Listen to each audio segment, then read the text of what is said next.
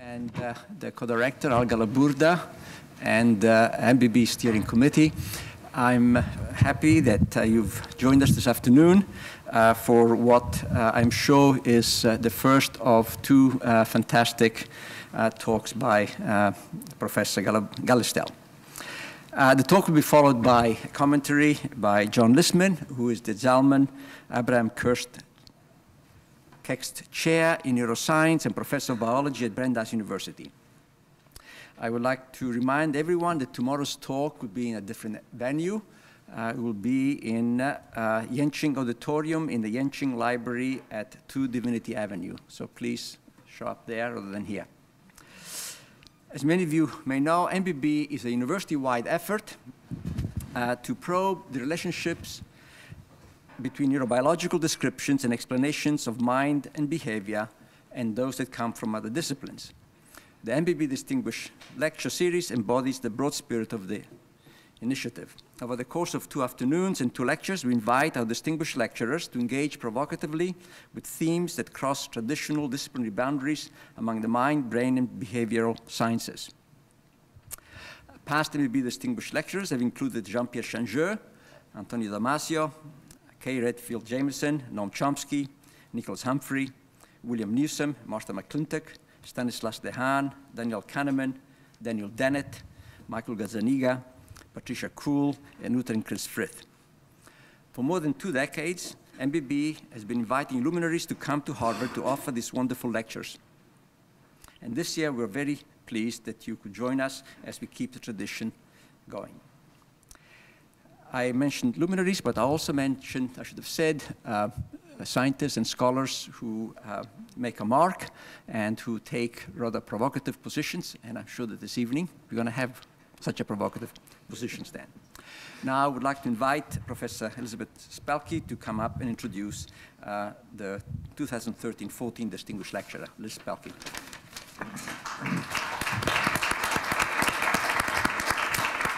So I actually want to start with a confession.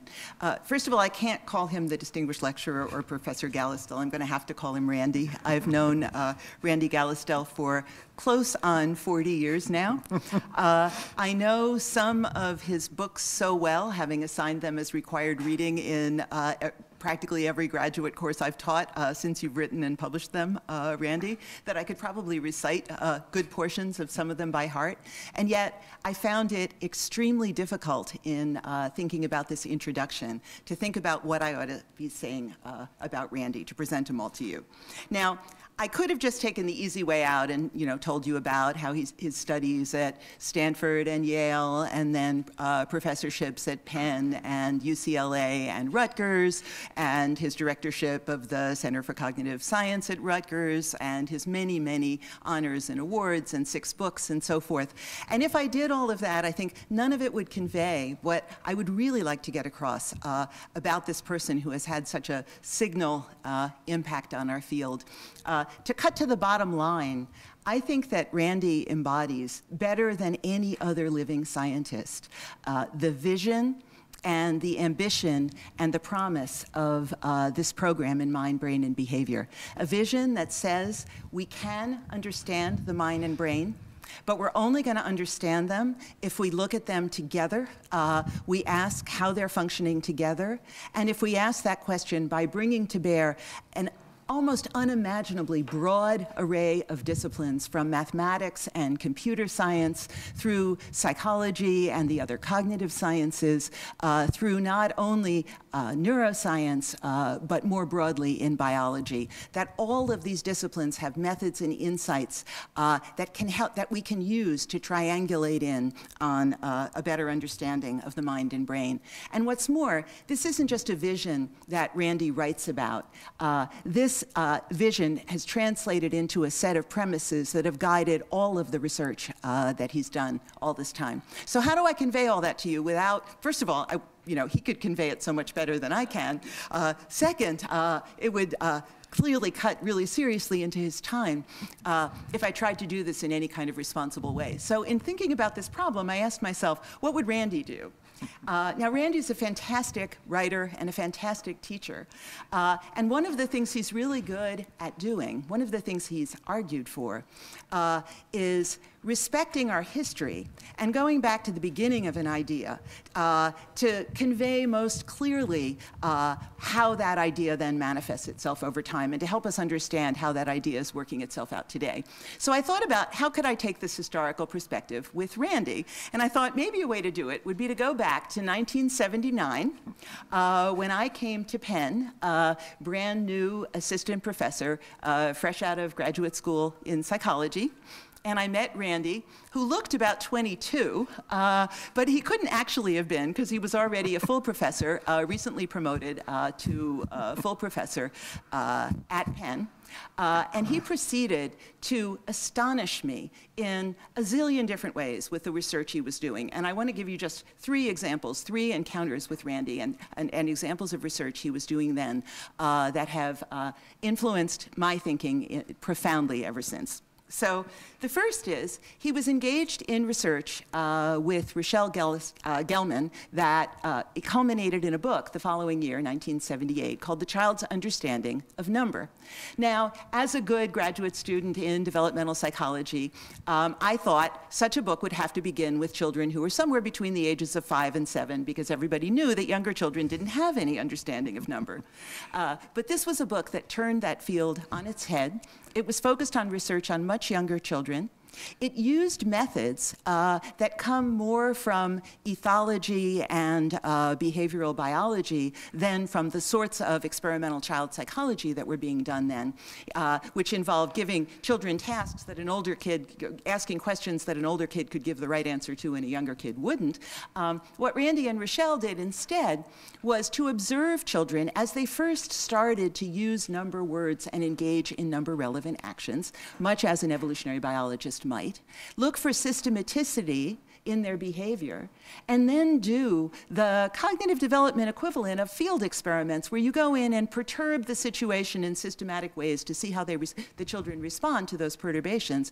And to make a long story short, based on the outcomes of those experiments came some stunning conclusions that at the earliest points in development, where children first start to engage in numerically relevant actions, they already have had representations with numerical content that are guiding those actions and that serve as the basis for the subsequent development of numerical abilities. Now, with that book, they founded a field.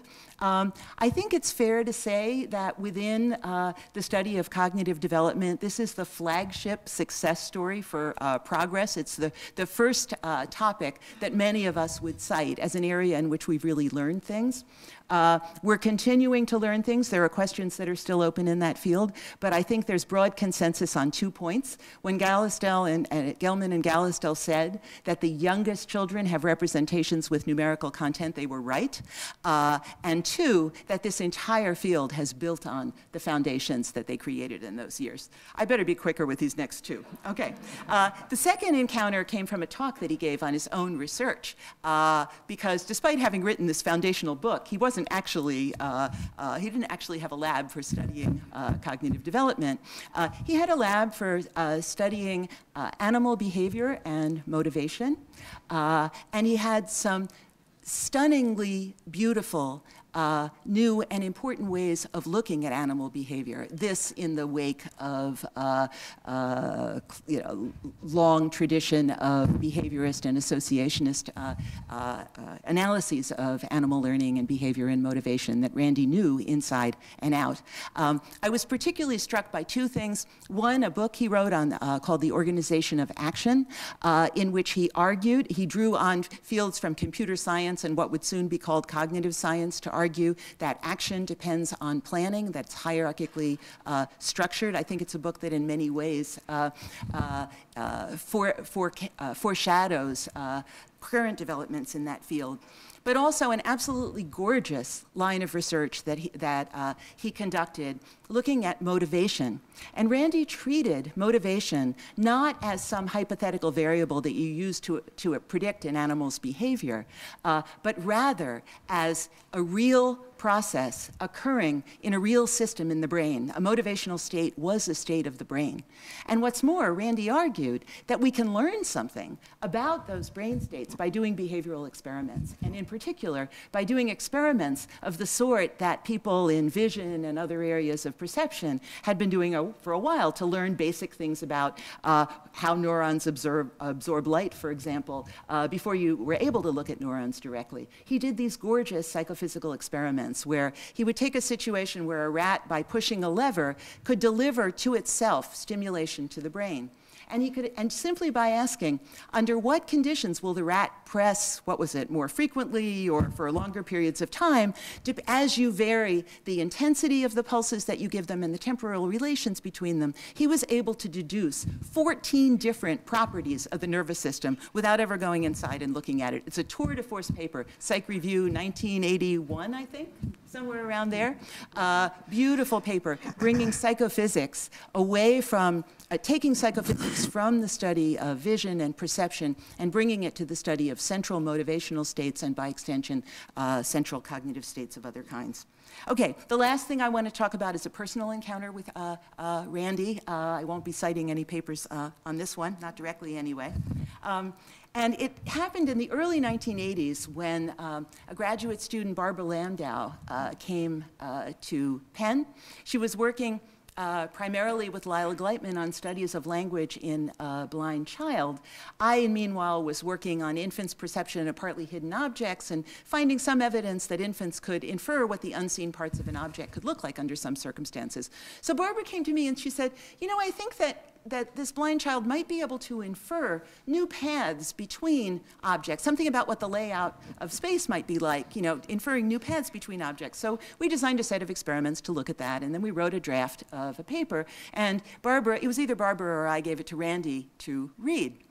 And Randy came back at us with devastating questions about this paper. He said, you're saying that what we did in the experiments is we show that a child who walked from point A to point B and from point B to point C can infer the path from C to A. And we said, look, the child can make inferences about places in the layout.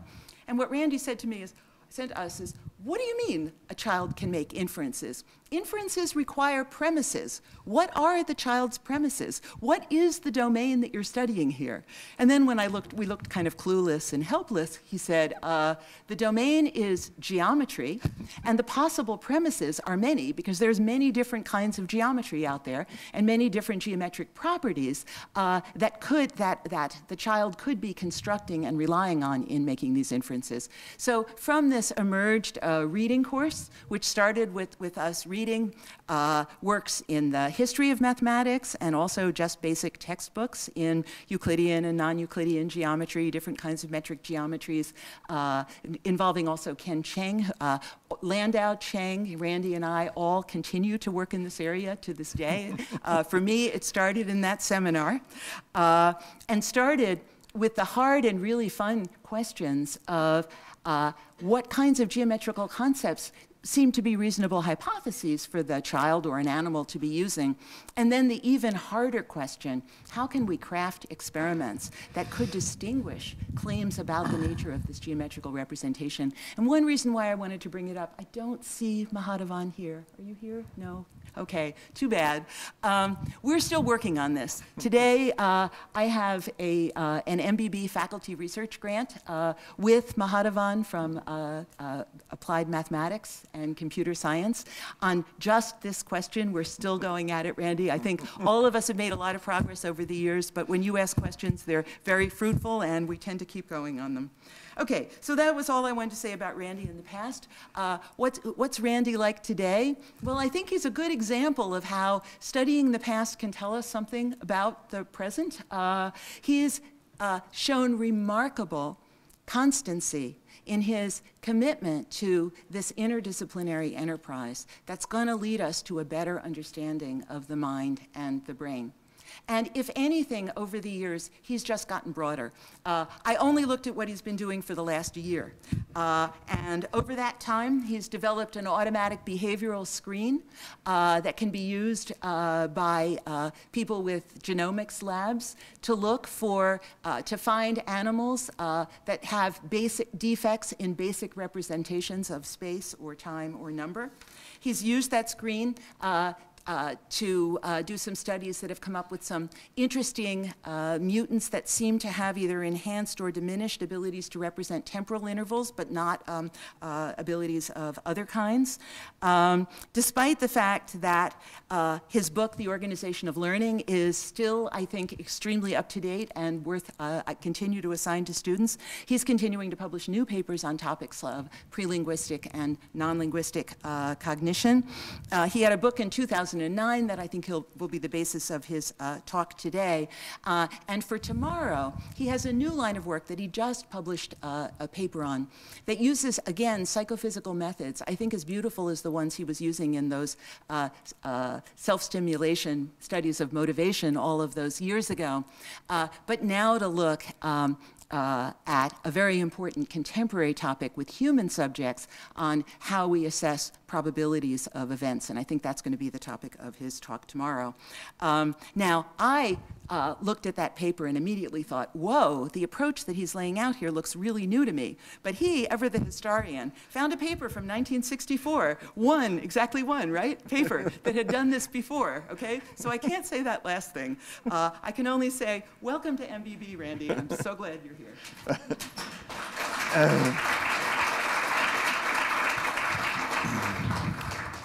So you can hear me in the back comfortably? Okay, good. Thank you, Liz. I only hope I can, in some small measure, live up to that introduction. This talk, I think, will be nothing if not provocative, and I'm counting on John, who will be discussing it, to explain to you why it's all the greatest nonsense that was ever said. What I want to, there are two recent experiments whose results imply with varying degrees of directness that the physical basis of memory does not reside in the synapse, but rather in molecules inside neurons.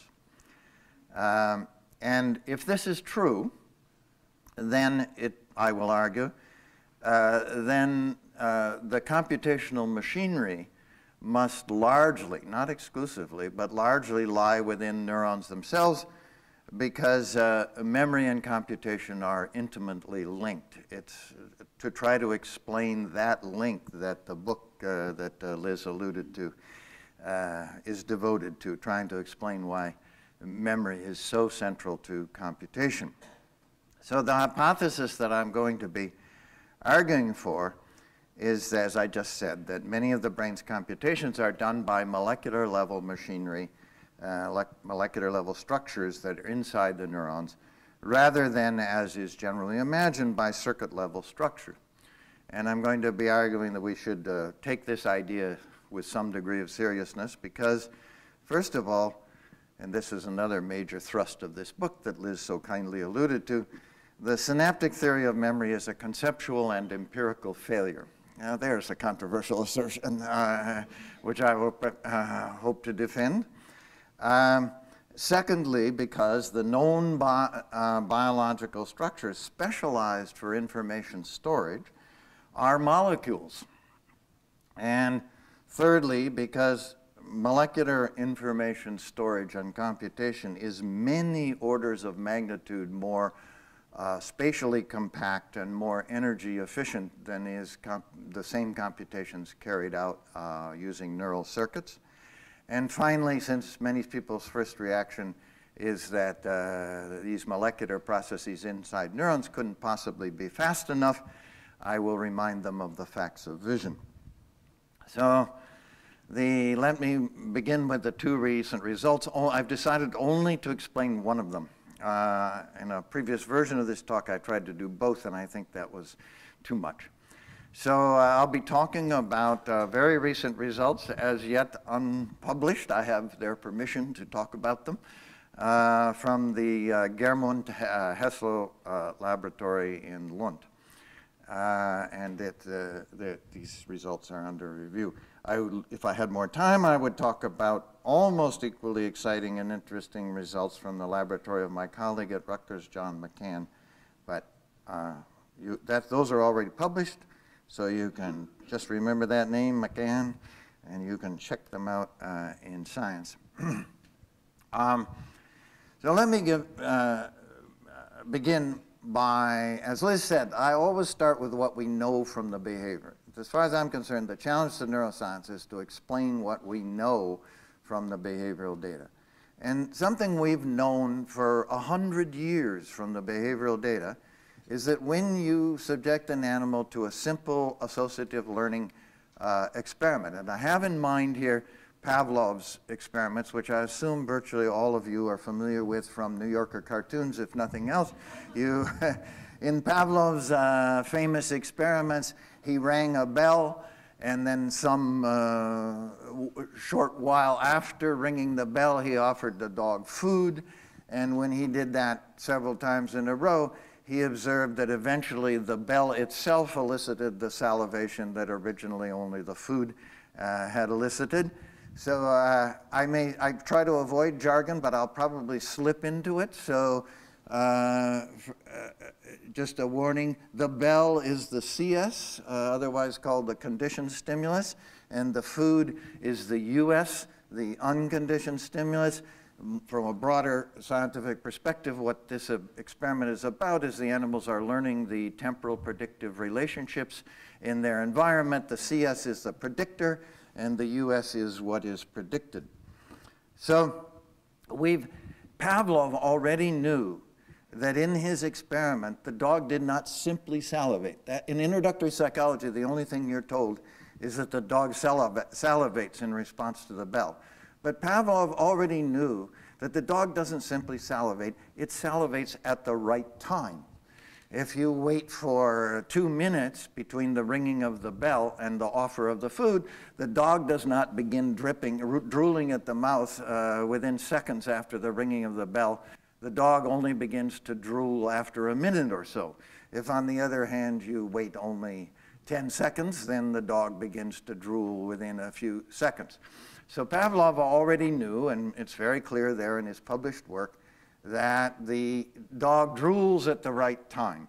And this is this experimental paradigm, as many of you know, has been worked to death in the behaviorist tradition with many different kinds of animals and many different kinds of predictive stimuli and many kinds of predicted stimuli. And it's a very general truth that the animal does not simply respond to the predictive stimulus after it's been trained, but it responds at the right time.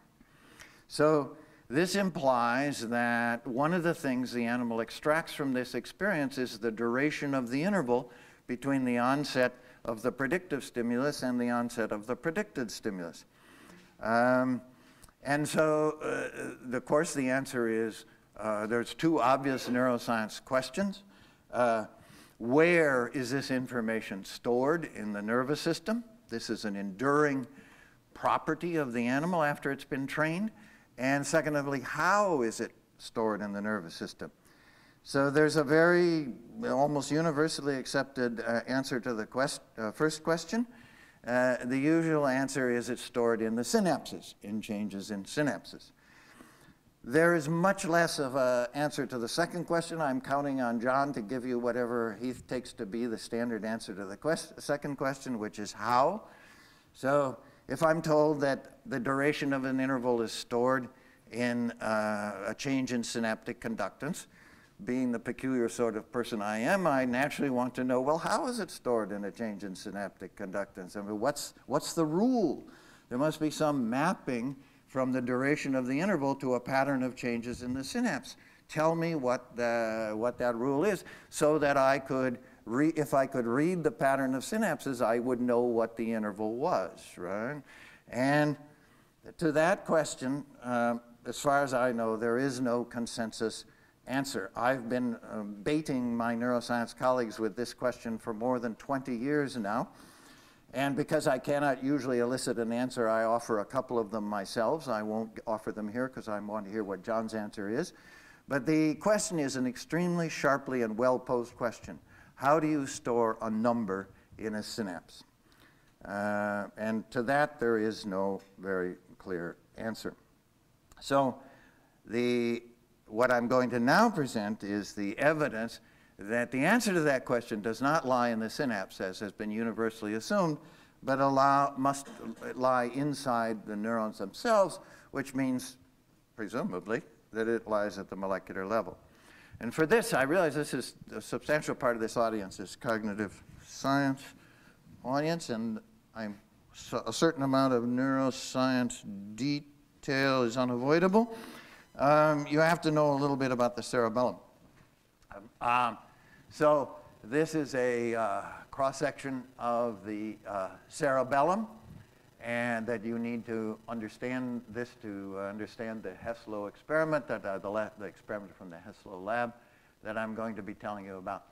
So the cerebellum has a famously crystalline, repetitive, and rather simple structure, and here are the basic elements of the structure. The cerebellar cortex has 3 layers.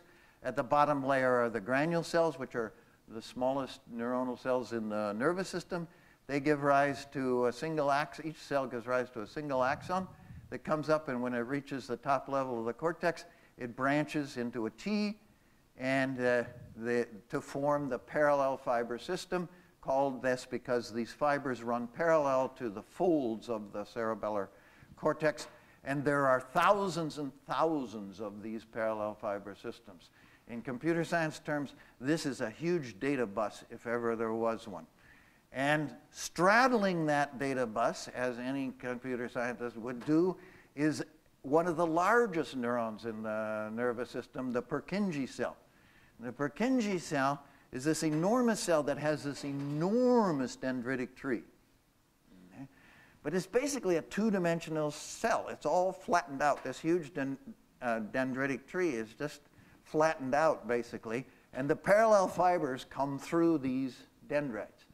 And approximately 20,000 different parallel fibers synapse on the dendrites of a single Purkinje cell. But there are hundreds of these Purkinje cells, and each one straddles a somewhat different but overlapping population of these parallel fibers. Okay? So the other thing is that, so one of the inputs from the experiment that I'm going to be talking about comes from these parallel fibers. And in the experiment, it's produced by direct electrical stimulation of the parallel fibers. They placed an electrode on the parallel fibers, and they're stimulating with pulses, and each pulse is firing a largish number of parallel fibers.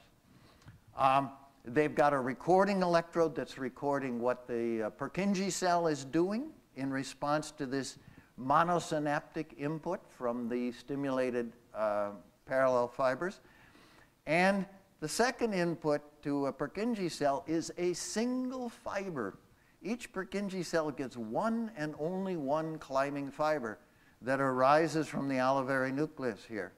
And in the experiment, they dispense, this is done in the ferret, but you can ignore most of the ferret because they've dispensed with the tone and the food and so on. And the CS is the stimulation of the parallel fibers, and the US is the stimulation of a single pulse delivered to the olivary nucleus, which produces a pulse that comes up here. So instead of ringing the bell, they stimulate the parallel fibers. Instead of offering food, they stimulate a climbing fiber. But as in Pavlov's experiment, from preparation to preparation, they vary the duration of the interval that elapses between the onset of stimulation to the parallel fiber, and which is the CS, the onset of the CS, and the stimulation of the climbing fiber, which is the US. So it's been known now for some while that, well, actually not so very, most of the best evidence is actually surprisingly recent, that during the conditioning of the rabbit, so this preparation developed out of a famous preparation called rabbit eye blink conditioning. They're doing it in the ferret, but that's basically, eye blink conditioning works the same in humans, in mice, in rabbits, in ferrets, in whatever animal you like. It's just like Pavlov's thing, except you sound a tone instead of the bell. And instead of giving food, you give a puff to the eyeball or a shock around the periorbital thing, something that makes the animal blink. And if you do this quite a number of times, the animal begins to blink in anticipation. Instead of blinking in response to the puff or the shock, it blinks in response to the tone. And just as in Pavlov's experiment, it blinks at the right time.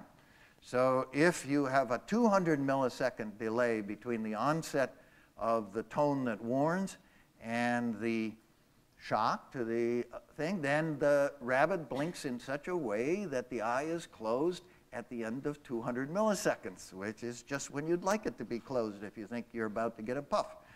If you do 400 milliseconds, then the closure is delayed by another 200 milliseconds so that the blink is timed to the CS-US interval. All right, so again, the animal is extracting from this experience a number, namely a duration. And something is changing in the brain of that animal that encodes the duration of that interval. That's why this is such an interesting thing. Well, these Purkinje cells, it's been known now for a while that these Purkinje cells, which are the sole output of the cerebellum, control that blink, and they control the duration of that blink. And they do so, the Purkinje cells themselves are inhibitory, but they control this in a way that's not fully understood by letting up temporarily on the inhibition that they're exerting on a brainstem nucleus and then reimposing it. And so you see this letting up in a pause in the firing rate of the Purkinje cell. So the unperturbed Purkinje cell, in the absence of any synaptic input, is firing away at a considerable pace. Once this cell has been conditioned, the moment the CS comes on, the cell stops firing almost entirely. So there's a pause in this firing rate, but the pause lasts the duration of the CS-US interval. So the pause in the firing rate of this neuron is just as good as the blink. It tells you that this preparation knows how long this acquired interval lasts.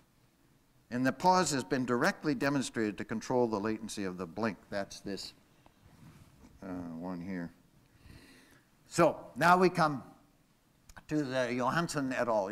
Johansson is, of course, the student in, or postdoc in German's lab who beyond argument, did most of the work in this.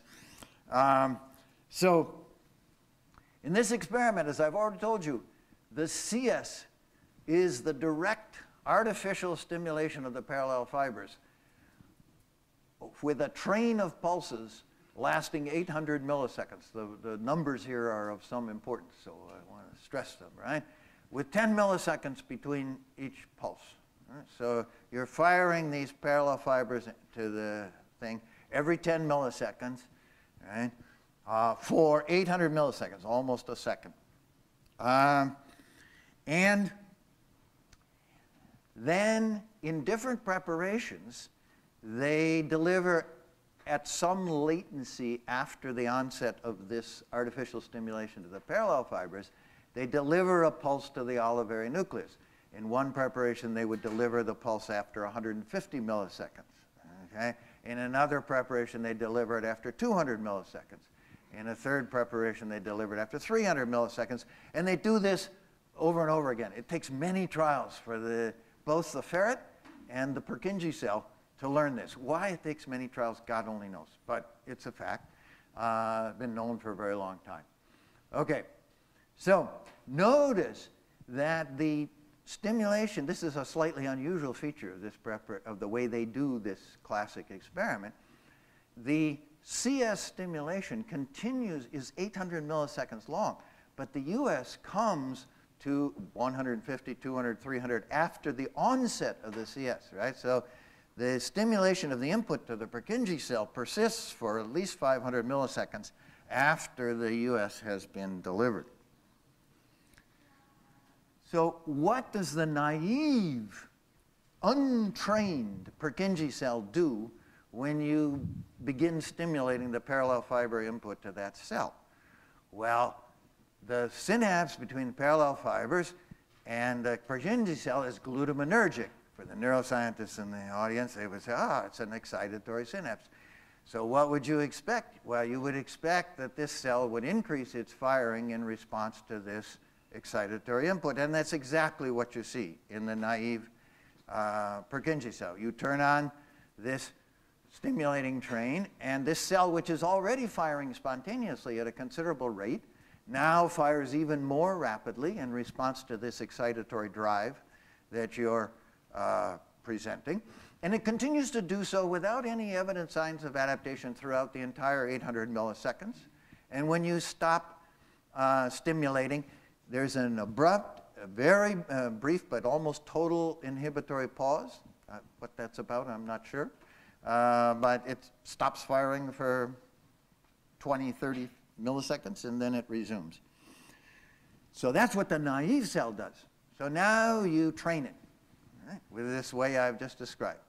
And after a while, what you see is fairly astonishing, particularly when you think about it from a classical neuroscience standpoint. Because after a while, instead of increasing in response to the stimulation of the parallel fibers, the Purkinje cell pauses. It's as if you've converted an excitatory synapse into an inhibitory synapse, which is almost unheard of. But from my standpoint, as you well understand already, I think, the interesting thing is not that it pauses, but that it pauses for the right amount of time. That is, if you've been training it at 200 milliseconds, it pauses for 200 milliseconds, even though the CS input is continuing all this time, right? So you turn on the CS input, you're stimulating away. This neuron that used to go up in response to this thing now goes down. It goes down for whatever interval you've trained it at, and then it comes back up and resumes firing at the at the usual, more or less the usual rate. So the pause lasts as long as the C. Now that's incredibly interesting. But the most stunning result, so all of is what happens now when you manipulate the drive from the parallel fibers, right? So now you're, instead of stimulating those parallel fibers for 800 milliseconds with 10 milliseconds between pulses, what if you stimulate them for only 17.5 milliseconds with pulses spaced only 2 milliseconds apart, right? So you're stimulating at 500 hertz instead of 100 hertz, but for only 17.2 milliseconds, much shorter than the pause, whereas before you were stimulating much longer. You get exactly the same pause, right?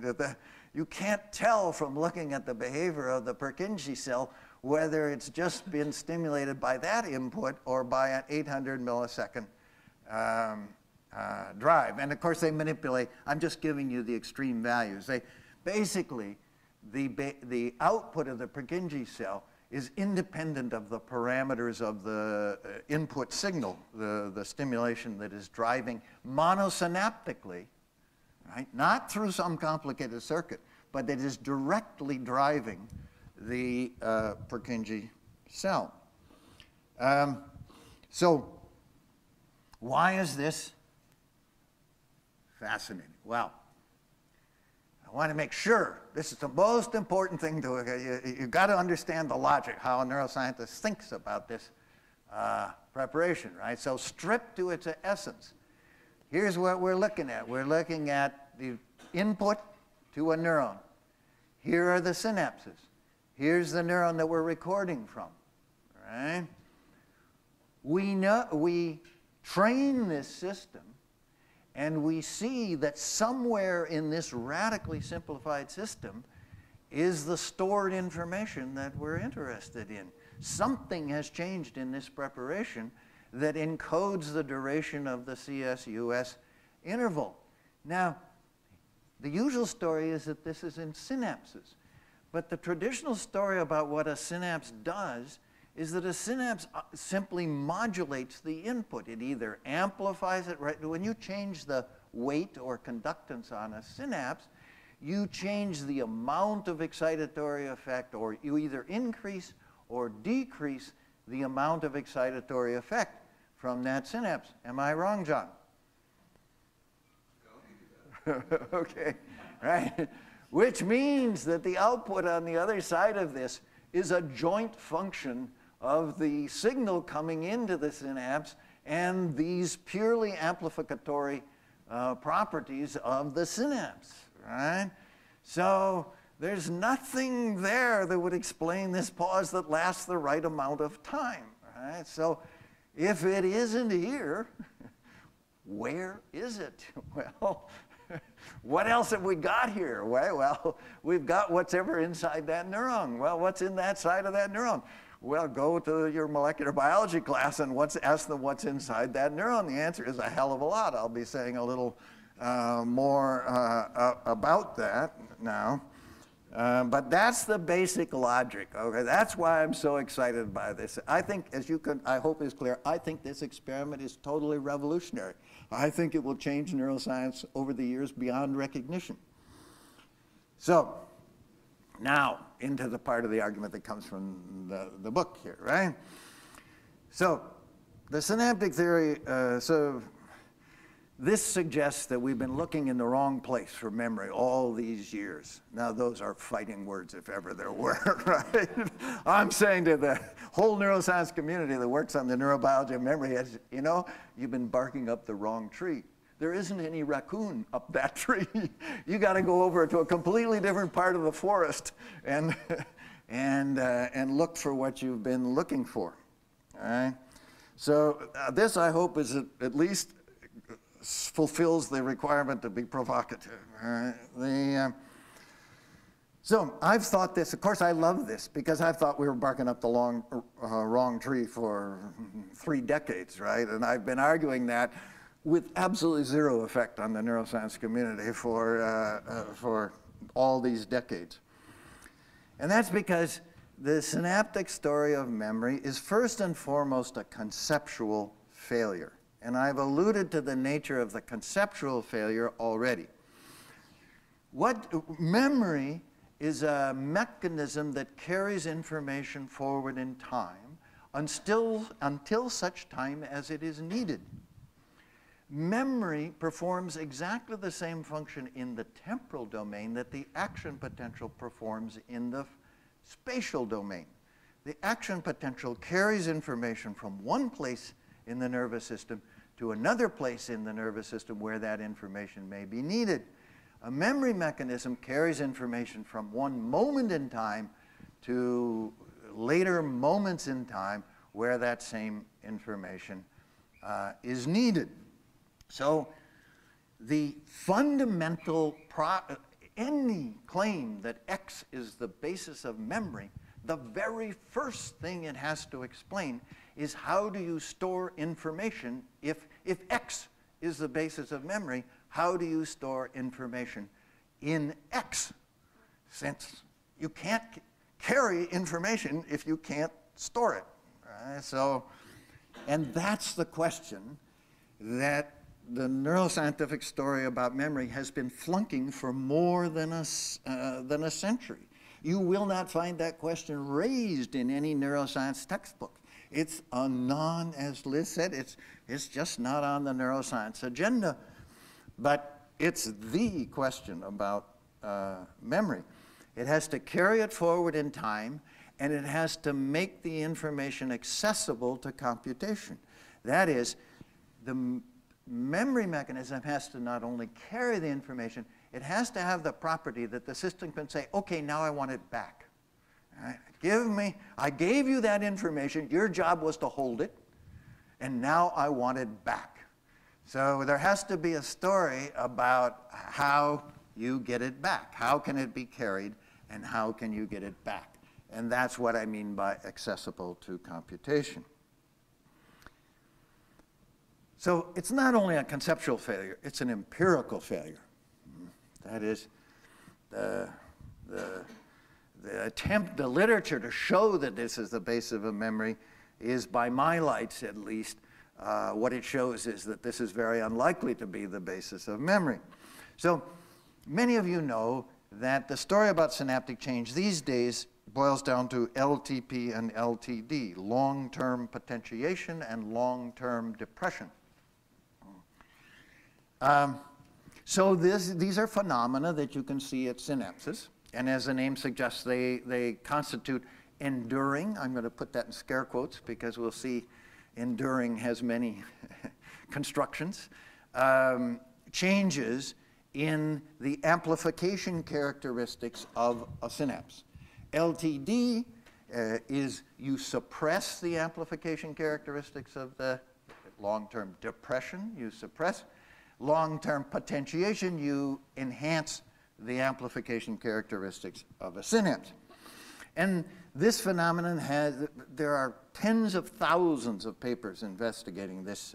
Hundreds appear every week.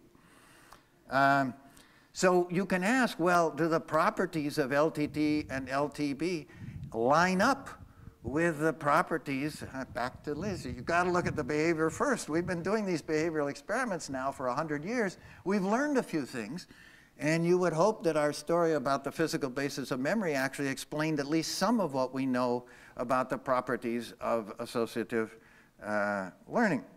So how about the time course of this? Well, yes, the timing of the inputs in LTP are really critically important.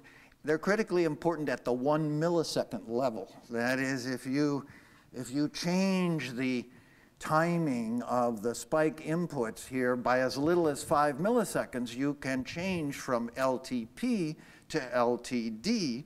And in fact, in most of the literature, the whole phenomenon is over once you get beyond 100 milliseconds. And in most of the literature, it's over once you get beyond 20 milliseconds.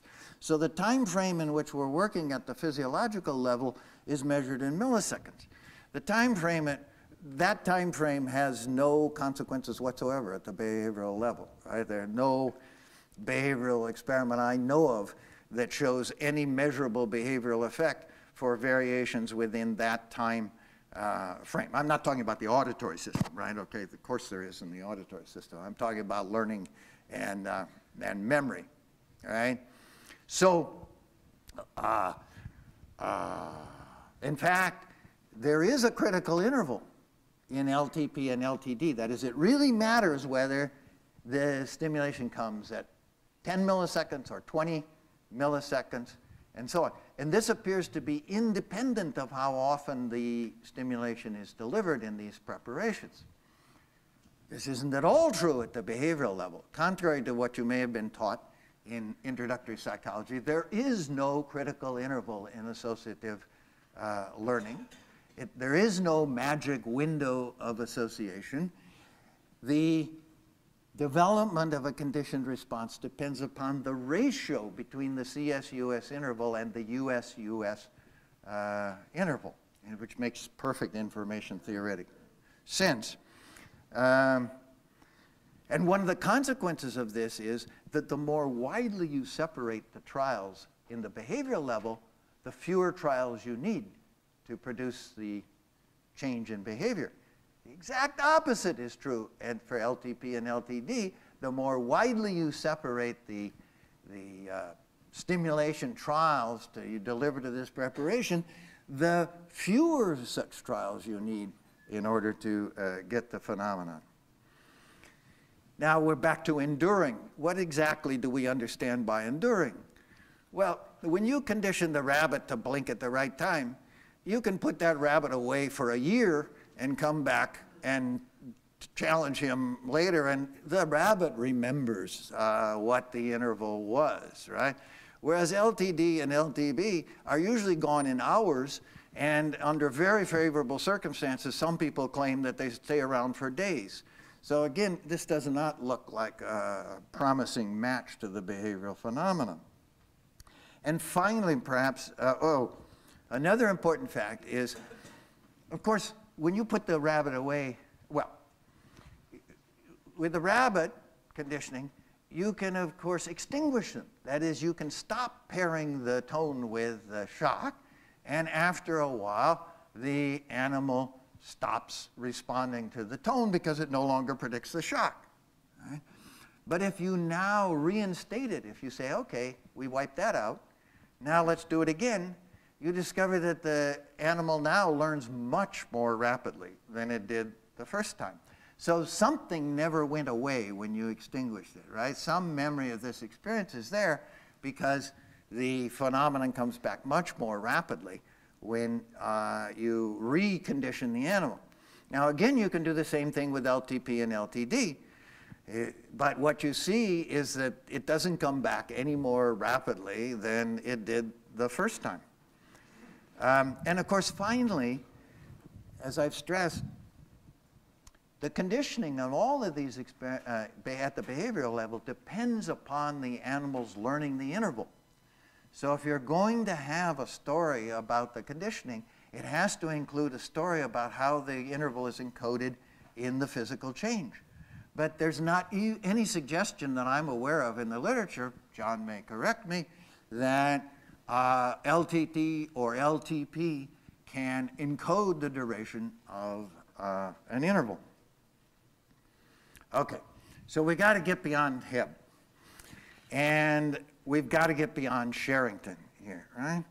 The cell, Sherrington gave us the current story about the synapse. When you read the connectionist literature, what they're describing is the Sherringtonian synapse.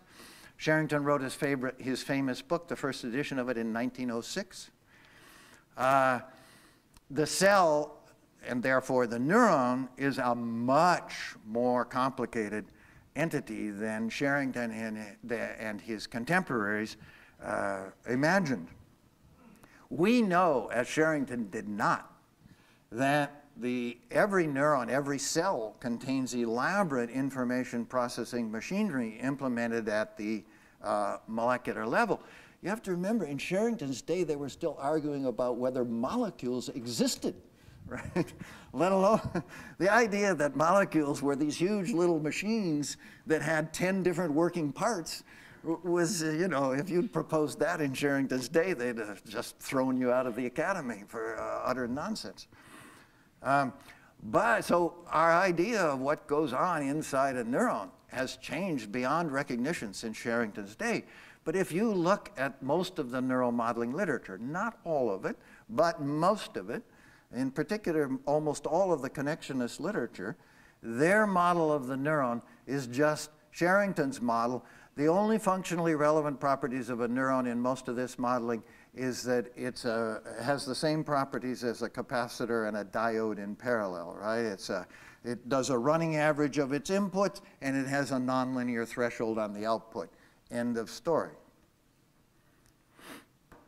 So, as I said, if the memory is inside the neurons at the molecular level, then almost certainly so is a good part of the computational machinery. So the first question is, do molecules carry information? Give me a break. Come on. Of course they do. I mean, you got to remember what you learned in biology, right? I mean, there's DNA and RNA down there, and they carry information. That's beyond dispute. We know how to store numbers in DNA. Okay? And why is that important? Because what we know from computer science is that if you can store a number, you can store anything whatsoever, right? It's all just bits. And the encryption algorithms all depend on number theory, and that's because you may think it's a love letter to your mistress, but when it's encrypted, it's just a big number, right? So if you can store a number, you can store anything. That's why it's so important to ask, how do you store numbers in synapses? Now, this isn't idle speculation. Those clever molecular biologists are actually writing poems into DNA these days, right? And reading them back out of the DNA. You can literally store anything in DNA. But you don't have to bet the farm on DNA or RNA. There are lots of other possibilities. What we're looking for here is a molecular switch.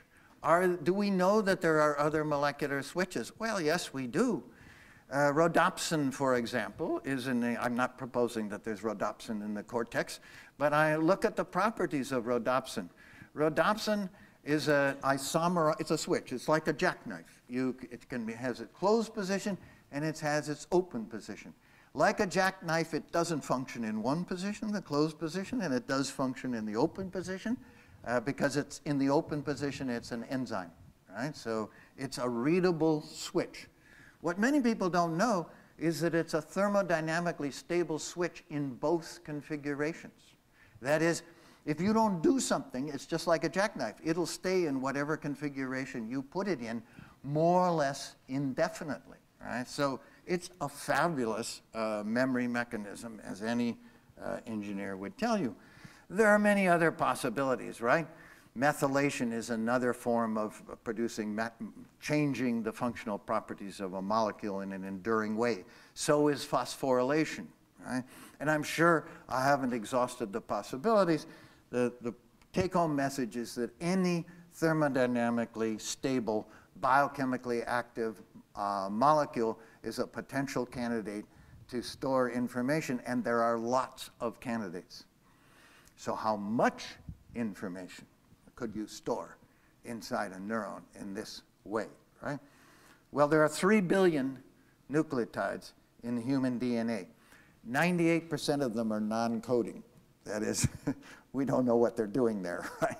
We used to think they were junk, but the molecular biologists are having second thoughts about the junk hypothesis, right? But anyway, there's a lot of apparently unused DNA in there. So it's every nucleotide potential it carries 2 bits of information. That's straightforward Shannon, right? There are 4 possibilities, and so each nucleotide answers 2 questions. That's 4 bits of information. So a trivial back-of-the-envelope computation tells you that non-coding DNA in a single neuron, in any cell, this isn't peculiar to a neuron, this is just as true of the liver, could carry roughly 750 megabytes of information. And of course, there are many thousands of this is fairly recent, we've learned there are many thousands of microRNAs that are routinely being synthesized inside most cells. For what reason, we don't know, since for about 20 of those, we have a known function. So there's an awful lot of RNA, which is just as good an information carrier as DNA, floating around inside those cells. So how much is that? I mean, could you really store some serious information inside a single neuron if you could store 750 megabytes? Well, this is from my computer. I used to be the director of the Center for Cognitive Science, and I made this Adobe Illustrator map of ours, which you'll notice has a lot of print on it, which uses actually many more bytes than does the geometry there. But I hope you'll agree that's a reasonably complex geometry. And we know that the rats and mice learn the geometries of the environments in which we house them and conduct experiments on them. So that file is 160 kilobytes. That's about 0.03% of the information storage available in each neuron.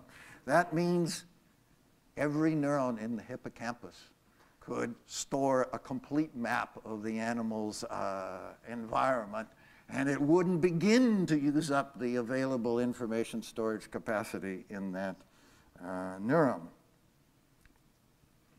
Another fact that I think is relevant is that to look at the architecture of genetic information storage, right? The only biological structure that we know beyond argument has as its primary function the storage of information is DNA and RNA. So let's look at the structure of this. Well, first let's look at the structure of how computer memory works. So this is the usual schematic of RAM, and the point to observe about it is that every memory location has 2 pieces. Okay? It has the data coding portion, where the bits that you send in actually get stored, and it has the address portion, which the rest of the machine uses to find the information. This is how the rest of the machine gets the information back, right? It keeps track of the addresses at which it stores them, and it uses the addresses in order to retrieve the information when it needs it back. Well, what do we see in DNA? Well, every gene has two parts. It has a coding portion in which the codon sequence specifies the amino acid sequence in a protein.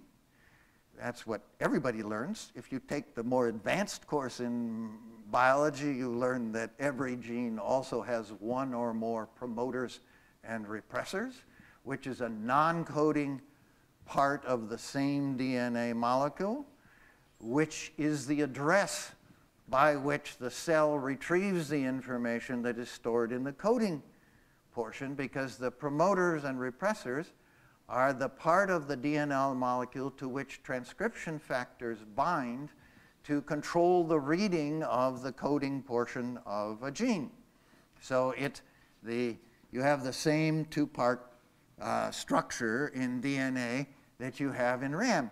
That's either a fairly startling coincidence, or it tells us that there aren't very many ways of doing this, and so it's not surprising that the biological machinery seems to have hit upon the same scheme that our clever engineers have hit upon. What you get for free in this structure, and that both computer memory and DNA make endless use of, is variable binding and hierarchical data structures. And it's this that makes it possible to have a gene for an eye. Right? I mean, how can you have one gene for an eye? Right? I mean, eye is a really complicated structure, right?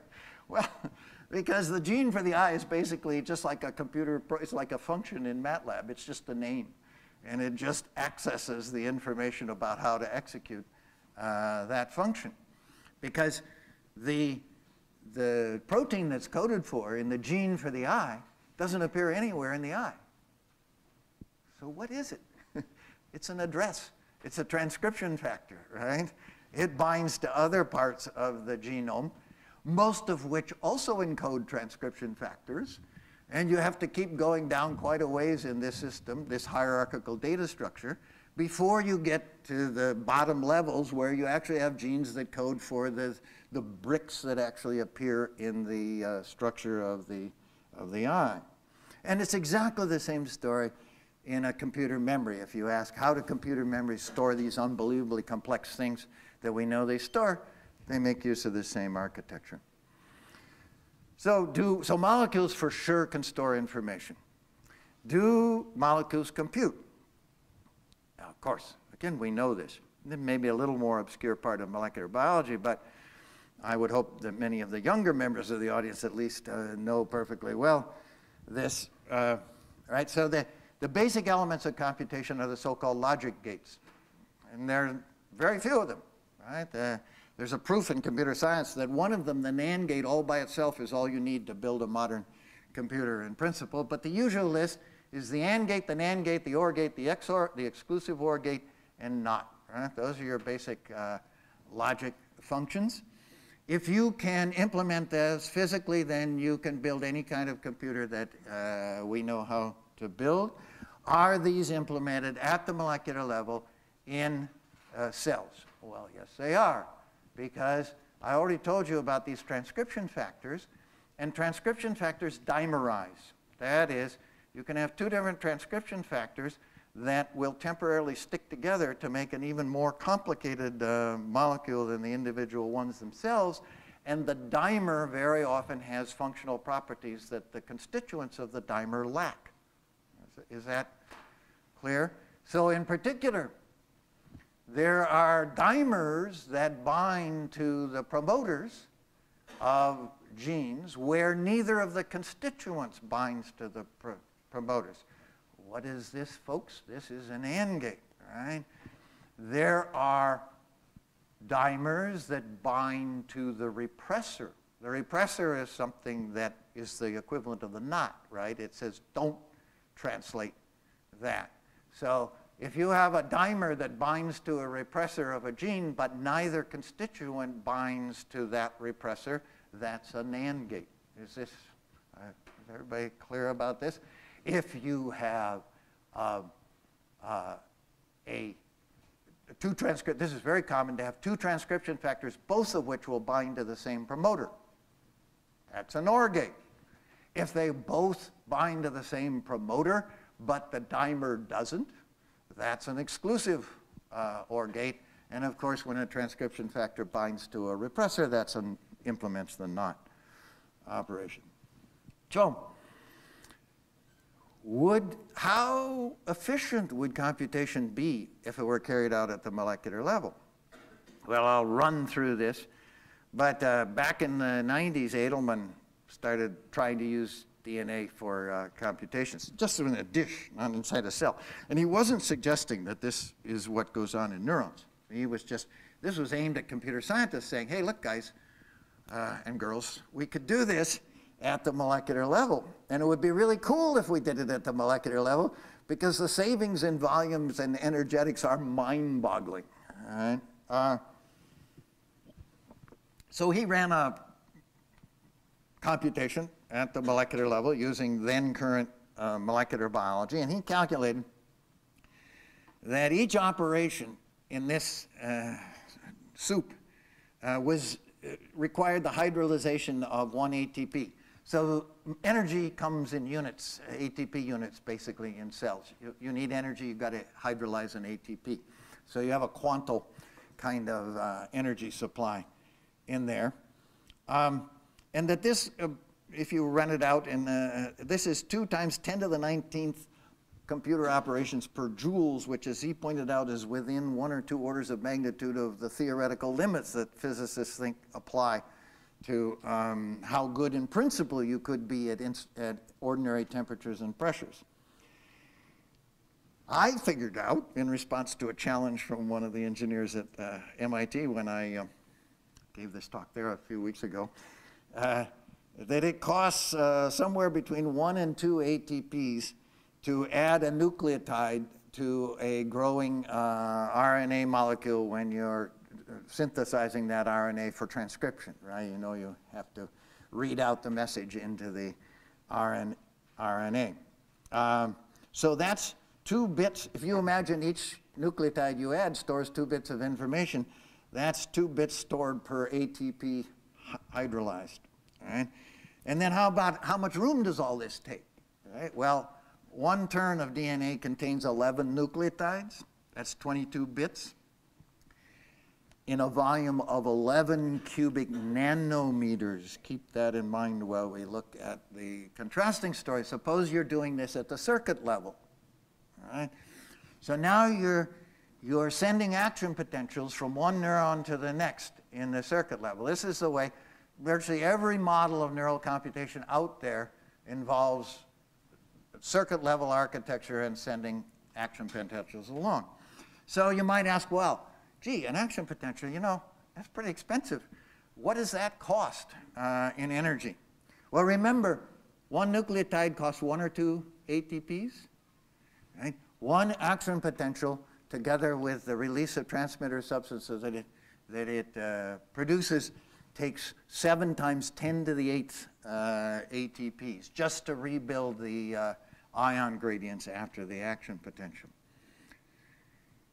How about the volumes? I'm skipping over some of this. Well, remember, 11 cubic nanometers if you're doing it at the RNA, DNA level. So 1 neuron has a volume on the order of 20,000 cubic microns, right? And it takes at least 2 neurons to make a neural circuit, right? So that's 12 to 15 orders of magnitude more volume that you have to use in order to do the same thing if you do it at the circuit level rather than at the molecular level. It seems to me that that's reason to start thinking about, well, gee, maybe we could do it at the molecular level, right? So then we come to the question, is this fast enough, right? If all this computing is being done at the molecular level, gee, isn't that all slow? I mean, isn't that all slow? Well, remember what you know about vision, right? Everything that we do visually depends upon the isomerization of photoopsins in the rods and cones. Photoopsins are intracellular molecules, right? They're not in the synapse. They're embedded in membranes inside the cell. Moreover, the cascade from the isomerization of a photoopsin to the hyperpolarization of the outer segment involves 6 different molecular steps. Right? There are 6 different players in this game just to get from the intracellular molecule to the change in polarity of the membrane of the neuron that contains that. But some people hit baseballs and tennis serves. There are guys out there who can hit Djokovic's serve. Not all the time, but often enough. And other guys out there who can hit Tanaka's fastball, right? And the total time between the release of the ball and the arrival at the batter's thing is measured in a few hundred milliseconds, right? So not only can, and it's all driven by these intracellular molecular changes. So there's no, this is a proof of principle that rather complicated molecular cascades at the intracellular level can affect behavior, can inform behavior on a very fast time scale. So, to conclude, there's evidence that acquired information is stored inside neurons. There never was until the Hesslow experiment came along. If it's inside the neurons, presumably it's in molecules. If the information on which computation depends is stored in molecules, then much of the machinery of computation itself must also be molecular. Known molecular machinery has the capacity to store information. Known molecular machinery has the capacity to implement the computational operations. So for all those reasons, I think this crazy proposal is worth further consideration because, to repeat, contemporary neuroscience, this is the challenge to John, has no coherent story about memory, and memory is as central to computation as DNA is to life. I put it in red because I don't want you to forget it. Right? Thank you. Thanks to Germund Hesslow.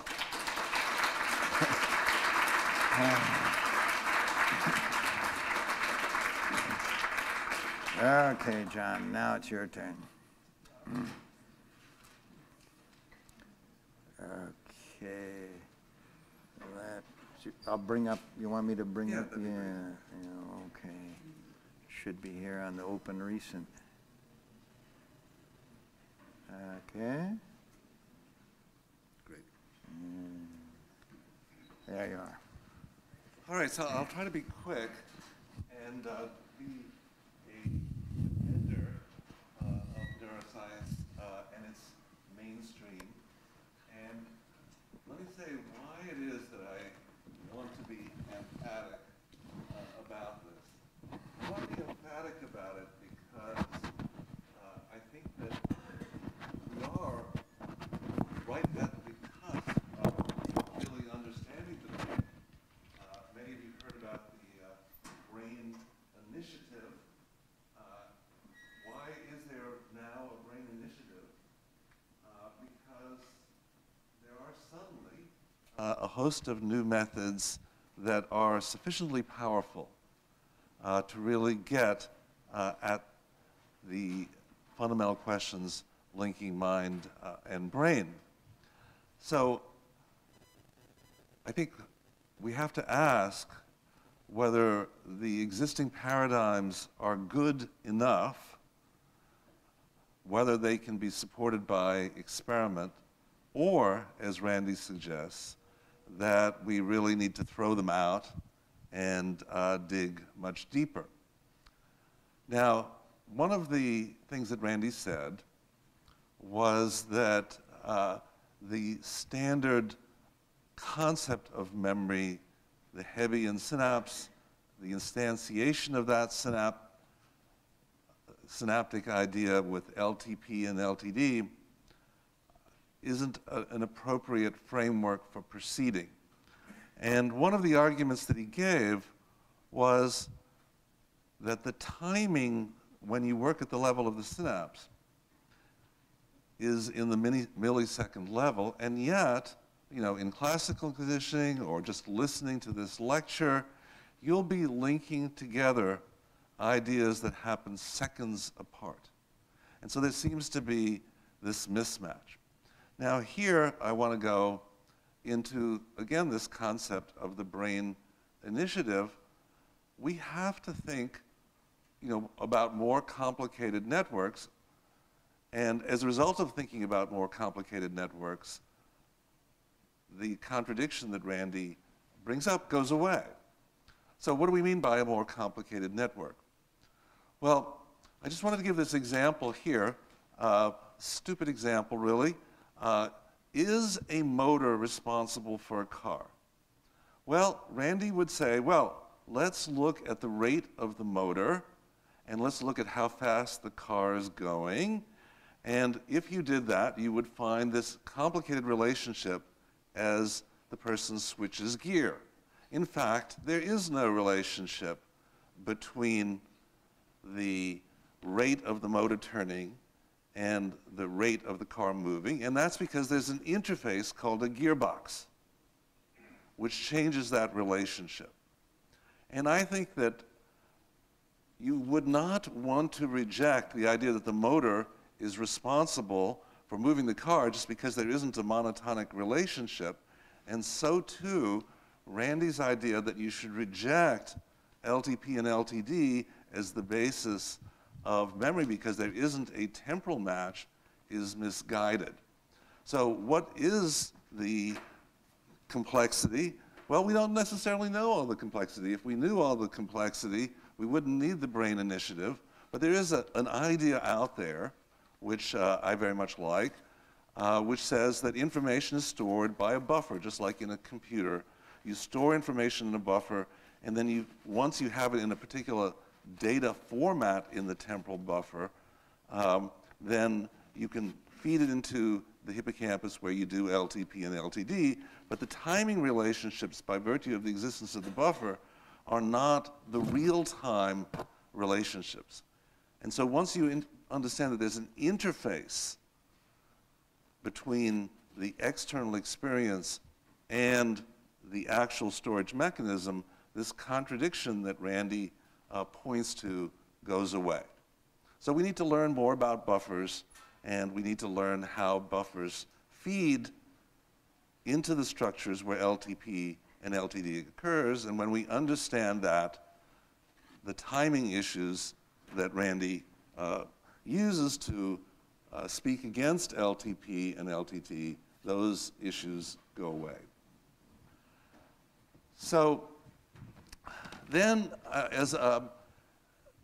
one of the good things that Randy said was, well, do we really know that the synapses are involved in the learning of classical conditioning, the timing relationships that are involved in eye blink conditioning? And he talked about some experiments with eye blink conditioning. And actually, I seem to have skipped over a slide. And there have been great theories out there about how synapses change in the cerebellum, which postulate how this occurs. Now, the question I think you could ask is, has everybody been fooling themselves? Is the reigning paradigm for studying synaptic modification, is it up to the task of understanding a brain function?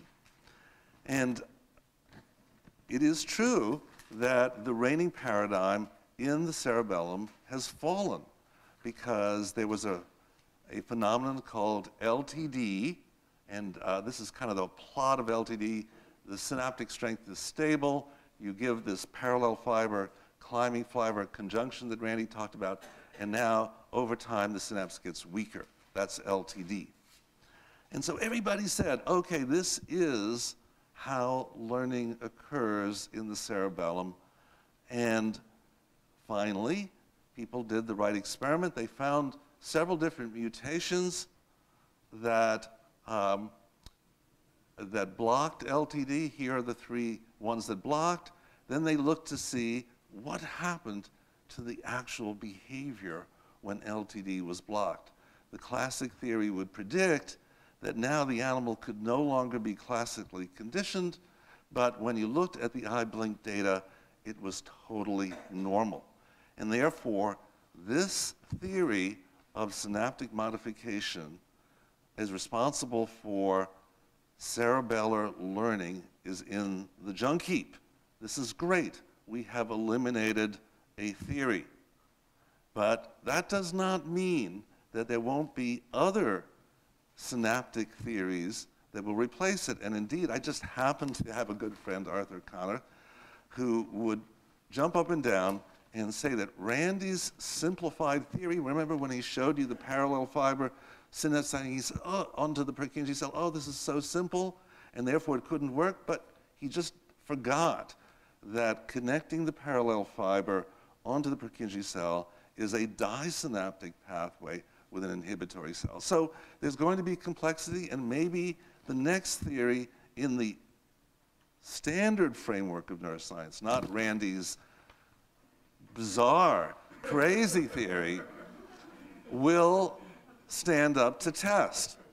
Now, I just want to say that since he badmouthed LTP, I'm going to say that when you do this test for LTP, that is, you find a molecular mutation that gets rid of LTP, and then you ask, what happens to learning? You get the right answer. Here in Tonegawa's lab at MIT, they made a mutation that blocked LTP, the black instead of the white. Then they looked to see whether the animal could run around and find a particular platform by memory to get out of the water that it was swimming in. And without LTP, in just a particular little part of the hippocampus, the animal now no longer knew where to swim. So not all standard ideas fail. Some are good, some are bad, and survive experimental tests. So we're on the right track in finding ways to use the standard ideas of neuroscience to explain learning and memory. So my last comment has to do with biochemical computation. So we think that neurons compute, but the standard theory would be that although biochemistry does interesting things, it isn't involved in the instant processing. So that's an idea that Randy wants to introduce. So like in phototransduction, you have to go through an intracellular pathway, just classical synaptic transmission where transmitter is released and binds to receptors and generates an EPSP. That is not enough for Randy, but I think it is sufficient. That is not to say, however, that when you look for memory itself, of course it's going to involve biochemistry. And I just want to show you some ideas. He questioned about, well, you need DNA or RNA to store memory. No, you do not. And we've gotten a long way. And fortunately for my lab, I want to show off something, a holy grail experiment, which at the level of LTP, I think we now know how does a synapse remember LTP? And you'll see what kinds of principles are involved, and you'll see that it does not involve the kinds of RNA, DNA changes that Randy postulates. Anyway, here's an enzyme called CAM kinase 2, my favorite enzyme. When you induce LTP, calcium comes rushing into the cell and causes this enzyme, which is a kinase, to phosphorylate itself. You see all the phosphates on there, the big P's. And when it gets phosphorylated, it binds to a particular channel called the NMDA channel. And then, as a result of that, the synapse gets larger and stronger. That's what LTP means. Why does it get larger and stronger? And this is now speculation. The structure here binds other proteins which eventually bind glutamate channels and also organize vesicle release. But this is not important. I just wanted to give you an image of how the binding of the CAM kinase to the NMDA channel could lead to strengthening. But what I really wanted to point out was that we have answers to the following questions. What is the molecular mechanism that maintains LTP? Why is it stable? Randy said, how could such a thing be stable? And not stable without invoking DNA. And does the same mechanism that underlies LTP actually underlie memory? So here's my holy grail. I spent 20 years trying to get this experiment to work, and finally we figured out how to do it. So the critical test of any idea about the molecular basis of memory is to erase a memory. Well, we're not doing that experiment. We're doing a simpler experiment. We're erasing LTP. Can we find that substance which is storing the information at the synapse such that if we attack that molecule, we can erase LTP? And the answer is yes. So, as I told you, we think the memory at the synapse is the complex of CAMK2, this enzyme, with the NMDA channel. And the biochemists have provided us with a peptide called TAT-CN21 that dissolves that complex. So, what's the experiment? Well, induce LTP, and then let's see if we can erase it. So we induce LTP, nice, it would just stay there forever, or for a long time. And now we apply TAT-CN21, which interferes with the binding of CAMK2 to the NMDA channel. Okay, we just apply it transiently, and now afterwards, LTP is not there anymore. Well, maybe we've hurt the cell. How do we find out if the cell is still functional? Well, if we've really erased if we've really erased LTP, we should be able to reinduce it, and we can. So we've reversed the LTP switch by attacking the CAMK2 NMDA complex. And so my lab now is trying to do the real most important experiment. We'll see whether it works. Can we use the same procedure to get an animal to learn? Can we apply this compound and make it forget? Can we erase an actual memory? We'll see, but conceptually, one doesn't have to resort to DNA. So why is such a thing stable? I'd just like to close by giving you an idea. What are the principles that underlie stability, which is the essential ingredient of any memory idea?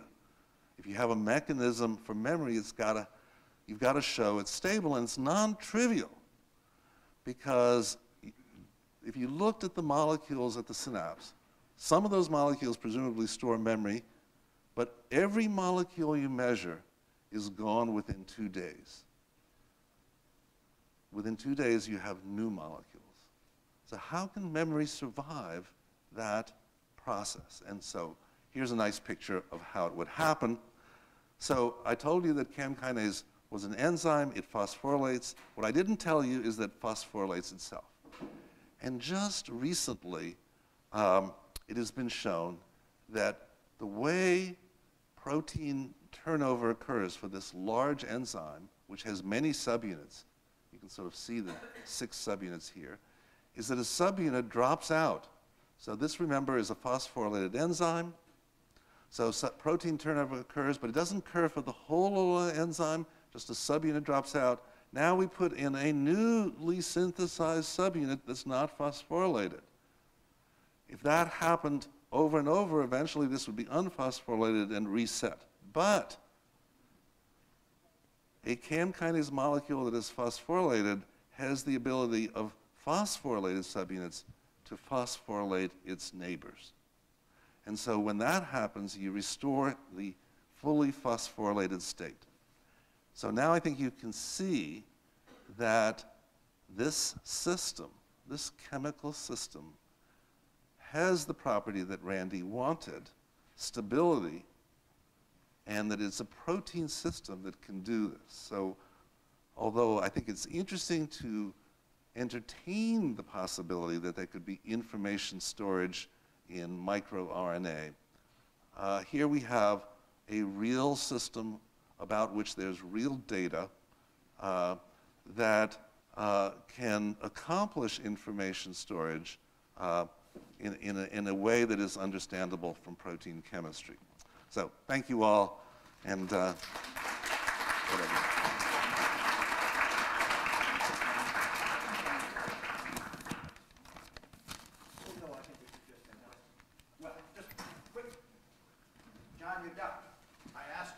stored a number in the synapse? Do you want me to answer that one? Yep. That's the property that's most important. Well, first of all, these little structural units that I've showed you here on the slide, you can make synapses large or small, and the more of these structural units you have, the bigger the synapse, the stronger it is. Now that's an analog quantity, and I wouldn't claim that that's how we store time.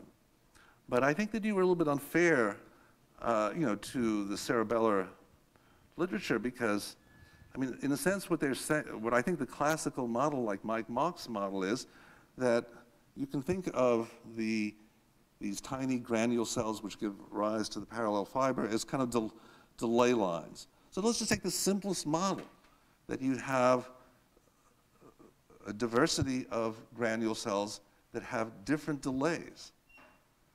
So now you say, oh, I'm conditioning for 400 milliseconds. Well, one of those granule cells is going to have a delay of 400 milliseconds. Another one might be 3, another might be 2. So let's just LTP or LTD the right delay line onto the target. Now, okay, I'm not saying that's true, but conceptually it's fine.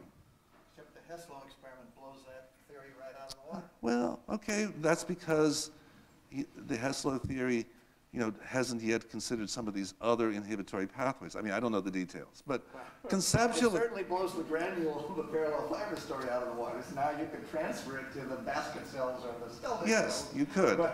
But you're going to have the same problem there. You're driving the synaptic input. I can't argue with the Hesslow experiment exactly, but conceptually, what's the problem? You asked me to give you a conceptual solution using classical ideas to how you would build a timer. And I'm saying there's no problem. That's not the question I asked. No? That's what you tried to translate the question I asked into, but that was not the question I asked. Okay, so repeat your question. How do you store a number either in an individual synapse or in a set of synapses? You store it by saying, this, out of these 100 synapses, this one is going to be a very strong synapse and therefore be connected to the right delay line. No problem. No, but in the Mach model, the duration information isn't in the synapses. No, it's in the dynamics of the granules. I agree. So it's not an answer. Well, I agree that I do not think that we will wind up finding a time stored in the synapse. I'm asking for a number. A number of time. Forget time. Right. Number. Fine. If you can store a number, you can store anything. Conversely, if you cannot tell me how to store a number, then as far as I'm concerned, you have no story about memory whatsoever. I have told you, by making a synapse strong enough and connecting it to a cell that was dedicated to a certain time, you get the answer. You said this, or a number. With the idea that the strength of the synapse, which you agreed was a real valued variable, could represent another real valued variable, yes, which is God's own truth. You can always represent a real valued variable with a real valued variable. Right. But you backed away from... I did back away because I'm not sure that that's, if I were God, and I like to play God and think about it as in engineering terms, whether that's the way I would build it. I'm not sure I would, but maybe I would. I mean, we can debate that issue. That's one of the two stories that I tell people when they refuse to answer my question. And after I tell them that story, I say, does anyone in this room believe that? I've never seen a hand go up, right? Believe what? That the way in which you store, for example, the way a navigating bee stores the distance, which we know it does do because it comes back and dances the distance to tell the other bees, is by adjusting the strength of the synapse to be proportional to the distance that it flew in returning home. Right. Does anybody believe that story? I never met a neuroscientist who believes that story. I don't believe that story. Okay, so neither do I. So what other story could you tell? So I have a second story. I say, well, we could use a set of synapses, couldn't we? Like, we could have 8 synapses, and some people think LTP is binary, right? Okay, so now we've got a one binary register. Can we store information in that? Hell yes. Do you believe that story? Again, no hands go up, right? So That's why I'm saying, tell me your story. I don't have to tell you the story. I'm just saying that that I can give you many plausible ways that it's not a conundrum. By my lights, if you can't answer that question, you don't have a story about memory. That's the starting point of any But I would story. like to give you an actual mechanism. I can think of 3 potential mechanisms, but I can't give you an actual mechanism because it's an unsolved problem in neuroscience. But you haven't convinced My me. point exactly. No, but you haven't convinced me that it's outside of the frame of possibilities of the standard theory. But don't you think the standard theory ought to wrestle with what is pretty obviously a central question? Obviously, it ought. I even like the fact that you'll raise unusual ideas. I was going to say wacky, but It's the question that counts, not the idea, right? The question is, but you know how do you store a number in a synapse? was it really fair? Was it really fair for you to invoke RNA? I think it was unfair, and here's my argument: that yes, there's enormous information capacity in RNA, but there's absolutely no evidence that for a process by which experience can mix and match sequence. I agree. So Absolutely if you agree. can't, all your calculations about bits per RNA assumed that there was a process for mixing and matching sequence. You're So, absolutely right. But remember, absence of evidence is not evidence of absence. okay, but I mean, we can entertain fairies in the neuron. We don't have evidence against them. No, but we don't even have a story about the synapse, right? At least I can say, look, you ask me how you can store a number in RNA, that's a no-brainer. And as I repeat, for me, that's the start of any story, right? Since the function of memory is to carry information, the very first question is, how does it carry it?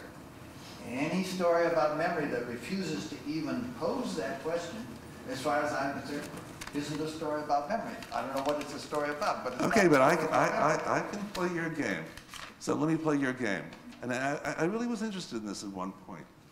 What does it mean to say that there are 10 to the 15th synapses in the brain?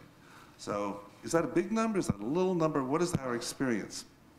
And what I did was I said, just let's take the simplest assumption that there's just 1 bit per synapse. I think there's many more. But let's say there was 1 bit. What does 10 to the 15th mean? Well, do this. Take a megapixel and take a megapixel picture per second and run it through your life. It'll turn out to be way, way less, orders of magnitude less than 10 to the 15th. All true. So, I mean, just from a theoretical point of view, the standard theory that you can get that synapses and their strength are sufficient to encode our history seems to be plausible. You don't have to go to DNA. A story about how they encode it. I don't see any problem. Like you raised questions about association. You said the Hebbian association, associate the name with the face. That's the sort of nicest association that we always do and fail. But anyway, at least at my age. Me too. So I know you love representation. You have cells that represent face cells, and you associate by standard LTP. What's the problem? You said, oh, there's no way to read it out. Baloney. You activate the face cells, and now because they have strong cell synapses onto the name cells, you sometimes get the name. I don't want the name. I want the face back. Well, then, That is, what memory does is you take a picture, right out there in that camera, they have information storage, right? Because the very first thing you do after you catch the photons is convert it into a memory of the image, right? Because now you can ship the memory around and do things with it, right? The fundamental function of a memory is you give this mechanism something, you say, here, hold this, and give it back to me when I ask for it, right? I don't want something else that follows from this. Okay. I just gave you something and I want it back when I ask for it. That's the story that that's what the synaptic story flunks. It has no, it's why it's a conceptual failure. It doesn't It doesn't even address the essential question in memory, which is not to get something else out. Not, I give you the face and you give me the name. That's the way the connectionist thinks about it. But I say, I gave you the face, and now I want the face back. You want to imagine the face. I'll say... No, I want the same signal that was generated by the face. It was transferred. Well, most of us don't have eidetic memory, but we have an approximate memory. And I mean, this is where I think that is, I mean, it's so exciting now. I wish you would turn your attention to contributing to this, because, I mean, there are hierarchical networks that will do what you want. You know, you take a high-level concept, you have not only bottom-up flow in the cortical hierarchy, but you have top-down, and that top-down can use a high-level concept to recreate the details of the face. I mean, what's the problem? I mean, this is so fascinating, and there's so much interesting, you know, data just starting to appear. This is what the Human Brain Project is going to be about, is finding out how you recreate a face, how you dream a face. Let's hope. Let's hope. Okay. Thank you very much. I think we should. Yeah, it's unfortunate. Wait a second, we got a question back there. Yeah. Yes, One question. One quick question. You know, I don't think, you know, you can equate, you know, long-term potentiation equal memory. But the memory is a complex phenomenon which consists not just the LTP but also the long-term, you know, suppression. Actually, 2015 last year, people they published a paper by the UC Irvine. You know, they looked into the, you know, actin-like protein 6, you know, the ACTL6, and they do the mutation. So those, you know, mutated, you know, mice, they cannot form memory, but they can still learn. And then if you look into the bioinformatics and, you know, study under this actin-like or actin-related protein 6 gene system, it goes back to the chromatin restructuring. So my impression is that the memory, you know, have some way to evolve with the DNA, the nucleosome, remodeling, restructuring, on top of the synaptic, you know, we've been studying. I don't mean to belie this, you know, wonderful study by the professor, but the calcium system and this calcinase is part of this, you know, memory formation. Two other lines of evidence. Number one is that what about the metabotropic glutamate receptor? What about the homoprotein? You know, between this neuron, they have also contributed indirectly to the calcium release and the glutamate system of this, you know, synapse. The second last thing is that more than 2 decades ago at UC Berkeley, you know. Let me answer your questions, and maybe somebody else will have other questions. Because I think that you're certainly right. The biology of learning and memory is larger than LTP and LTD. And I thought Randy was going to give me trouble over that issue, saying that maybe cells can learn. That's even coarser than synapses. And I think they can. I mean, there are people who study fear learning who thinks it's the cell that learns rather than the synapse. And I think that's perfectly possible under some conditions. The question of whether DNA is involved, of course it is. You remember that growth of the synapse that I showed you? How you get a bigger structure? You need proteins to build that. And to get those new proteins, you have to turn on transcription and translation.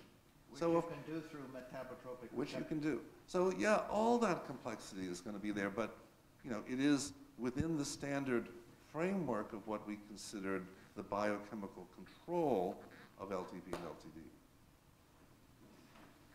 Okay. Well, unfortunately, I think John and I have used up all the time, but Oh, there's one more question. There's one more question from a non-neuroscientist. This is a very naive and fairly high-level question. Towards the end, I started wondering if this was as much of an either-or thing as you two portrayed it.